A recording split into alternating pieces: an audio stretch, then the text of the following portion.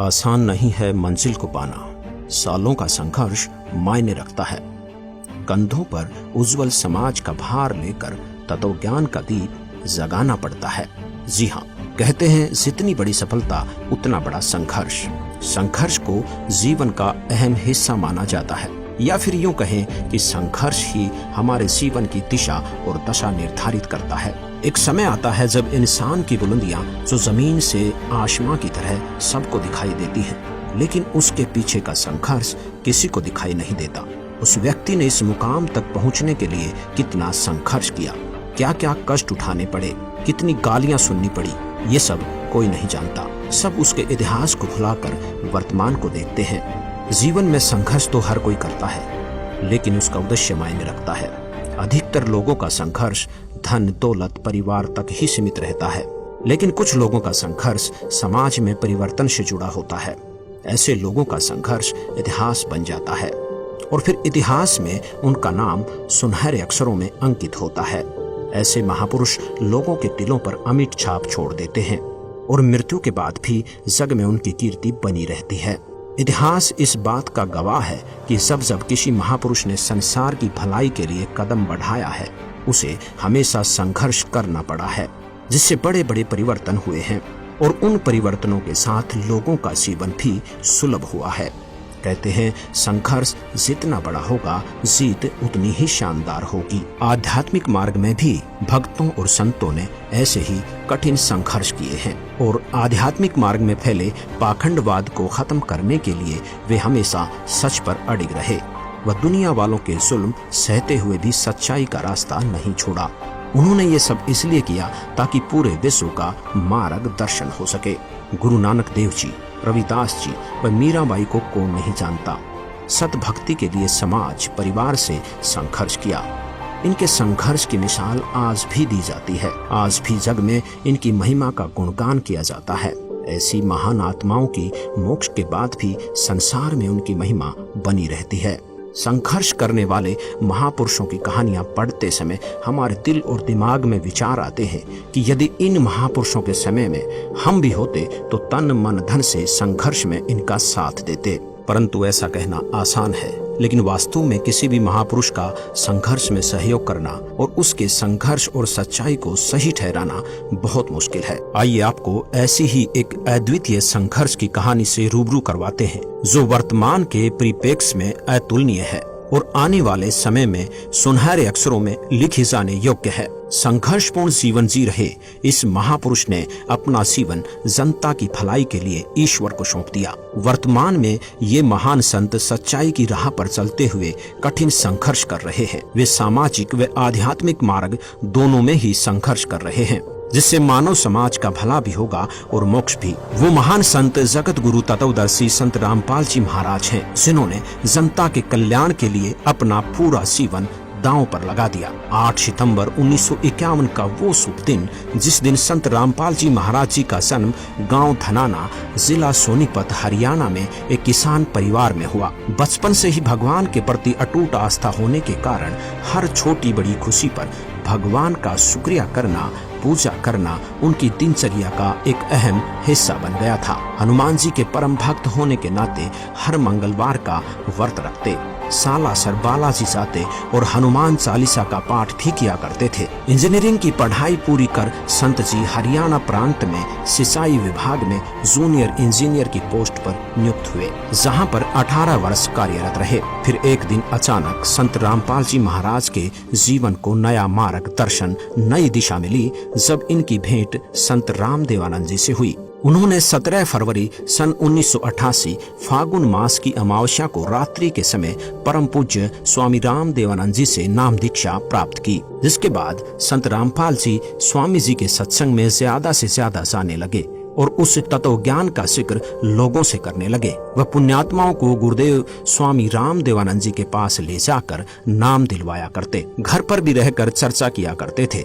फिर एक दिन अचानक सन 1993 में परम पूज्य स्वामी रामदेवानंद जी ने सदगुरु संत रामपाल जी महाराज को सत्संग करने की आज्ञा दी और फिर सन 1994 में नामदान की आज्ञा प्रदान की तथा आशीर्वाद दिया कि घबरा मत, मैं तेरे साथ रहूंगा और विश्व में आपके बराबर कोई संत नहीं होगा। अब जोड़ के साथ साथ प्रचार करना, घर घर जाकर पाठ प्रकाश करना ही संत रामपाल जी का नित्य कार्य हो गया। कुछ दिन बाद पाठ और सत्संगों की संख्या अधिक होने के कारण उन्होंने सन 1995 में जेई की पोस्ट से त्याग पत्र दे दिया, जो हरियाणा सरकार द्वारा 16 मई 2000 को पत्र क्रमांक 34923500 तिथि 16 मई 2000 के तहत स्वीकृत है। अपने घर परिवार को भगवान भरोसे छोड़कर संत रामपाल जी ने मानव कल्याण के उद्देश्य से मालिक की सेवा प्रारंभ कर दी। सन 1994 से 1998 तक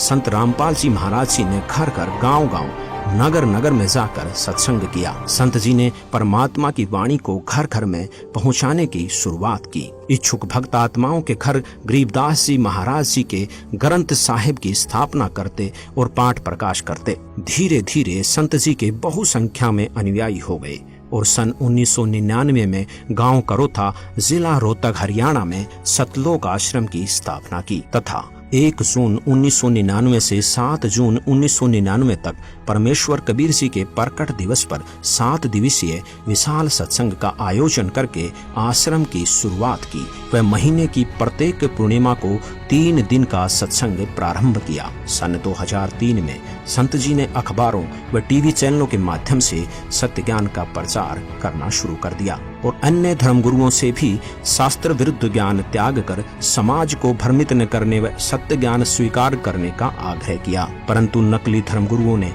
अपनी दुकानें बंद होती देख इस सत्य ज्ञान को स्वीकार करने की बजाय इसका विरोध करना शुरू कर दिया। जिसके बाद जहाँ भी जिस भी नगर में संत रामपाल जी सत्संग करने जाते, वहीं अन्य अज्ञानी धर्मगुरुओं के बहकावे में आकर लोग विरोध करने लगे और कुछ पुण्यात्माएं सत्य ज्ञान को स्वीकार भी करने लगे। संत रामपाल जी महाराज दिन रात सत्संग करते और पुस्तकें लिख लिख कर उनका प्रचार करते।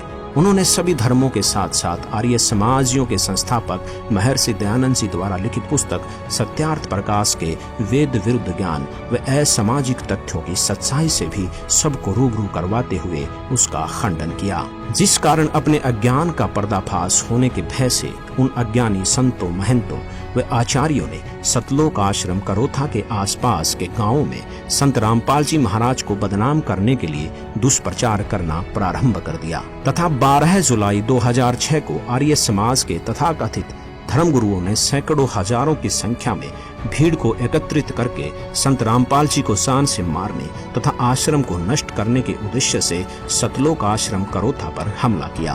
पत्थर, पेट्रोल, बम और बंदूकों के माध्यम से उपद्रवियों ने आश्रम में उपस्थित श्रद्धालुओं को निशाना बनाने की कोशिश की। उपद्रवियों का उद्देश्य था कि संत रामपाल जी महाराज सतलोक आश्रम करोथा छोड़कर चले जाएं, अन्यथा आश्रम को ध्वस्त कर देंगे। आर्य समाजी धर्मगुरु यह चाहते थे कि ऐसा सत्संग यहाँ पर नहीं होने देंगे, क्योंकि उनकी दुकानें बंद हो रही थी, सच्चाई समाज के सामने आ रही थी। पुलिस ने उपद्रवियों को रोकने की कोशिश की, जिस कारण कुछ उपद्रवी चोटिल हो गए। इस मुठभेड़ में उन्हीं की गोली से एक व्यक्ति की मौत हो गई, जिसका झूठा केस संत रामपाल जी महाराज पर बना दिया गया और सतलोक आश्रम करोथा को सरकार ने अपने अधीन कर लिया तथा संत रामपाल जी महाराज व कुछ अनुयायियों पर झूठा केस बनाकर उन्हें जेल में डाल दिया। मानव कल्याण और विश्व में शांति के अद्भुत भक्ति मार्ग को रोकने के लिए सच्चाई को दबा दिया गया, परंतु वो शायद ये भूल गए कि सच्चाई को कुछ दिन दबाया जा सकता है पर मिटाया नहीं जा सकता। सच तो सामने आकर ही रहता है। संत जी के जेल जाने के बाद भी ज्ञान नहीं रुका, बल्कि पहले से ज्यादा तेजी से फैलने लगा। जेल में भी बहुत से श्रद्धालुओं ने संत रामपाल जी से नाम दीक्षा ली, जिनमें कुछ पुलिस वाले भी शामिल हैं। झूठे मुकदमे और झूठे आरोप में 21 महीने जेल में रहने के बाद संत रामपाल जी महाराज ने सन 2008 में हिसार जिले के सतलोक आश्रम बरवाला में पुनः सत्संग प्रारंभ किया। अब संत रामपाल जी महाराज का संघर्ष केवल नकली धर्मगुरुओं तक ही सीमित नहीं रहा, बल्कि समाज में फैली कुरीतियां और भ्रष्टाचार के खिलाफ भी संत रामपाल जी ने मोर्चा खोल दिया। इसी दौरान संत रामपाल जी महाराज के तत्व ज्ञान का डंका देश और विदेश में जोर शोर से बजने लगा और सन 2012 आते आते संत रामपाल जी महाराज के अनुयायियों का काफिला लाखों में पहुंच गया। जिसके साथ ही संत रामपाल जी महाराज ने एक ऐतिहासिक ऐलान कर विश्व के सभी धर्म गुरुओं को आध्यात्मिक ज्ञान चर्चा के लिए आमंत्रित किया। संत रामपाल जी महाराज के अलौकिक अद्भुत ज्ञान के आगे किसी भी धर्म गुरु की ज्ञान चर्चा करने की हिम्मत नहीं हुई और कोई भी धर्म गुरु ज्ञान चर्चा के लिए सामने नहीं आया। जिसके बाद भगत समाज की शंकाओं को ध्यान में रखते हुए राष्ट्रीय टीवी चैनल साधना के माध्यम से